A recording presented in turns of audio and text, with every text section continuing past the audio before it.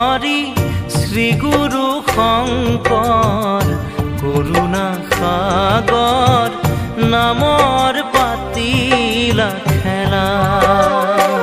হৰি শ্ৰী গুৰু শংকৰ কৰুণা সাগৰ নামৰ পাতিলা